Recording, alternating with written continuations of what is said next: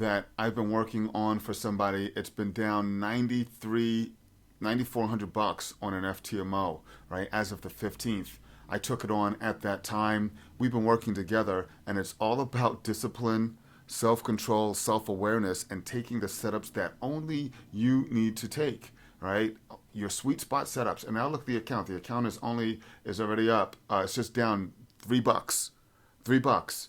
It was down $8,400. I'm sorry, $9,400, and now it's only down $3.